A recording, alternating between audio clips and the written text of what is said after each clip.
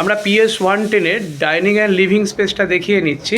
এখানেও কিন্তু আমাদের সিঙ্গাপুরের দিদিভাইকে আমরা এই যে টোটাল কার্টেনটা, এই কার্টেনটা আমরা কাস্টমাইজ করে দিচ্ছি। আপনারাও চাইলে আপনার ঘরটিকে ব্ল্যাক আউট করে এই ধরনের একটি কার্টেন ইনস্টলেশন অবশ্যই করতে পারেন। আর দেখুন, ব্ল্যাক আউটের সঙ্গে সঙ্গে আমরা এখানে একটা স্টেয়ার দিয়েছি, যার ফলে শুধু লাইটটা আসবে। এই সোফাটা খুলবে, লাইটটা আসবে, this one again open, light আসবে। আর তার সঙ্গে সঙ্গে এখানে আমরা কিন্তু একটা সোফা কাম বেড দিয়েছি।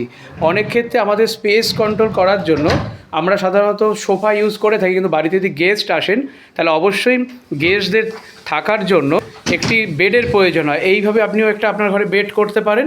আর যখন বেডে যখন বেডের দরকার পড়বে না, তখন আপনি এটাকে জাস্ট পুশ করলেন, করে ঢুকে গেল, আর ধীরে ধীরে আপনি এটাকে একটা সোফায় ট্রান্সফার করে নিলেন। তাহলে চিন্তা কিসের? স্পেস হোম কিন্তু আপনাদের স্পেস ম্যানেজমেন্ট সবসময়ই করে।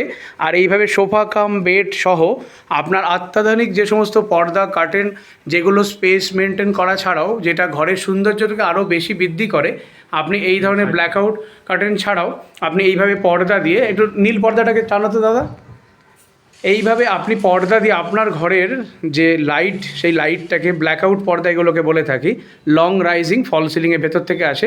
আপনিও কিন্তু এইভাবে আপনার ঘরটিকে সাজিয়ে নিতে পারেন।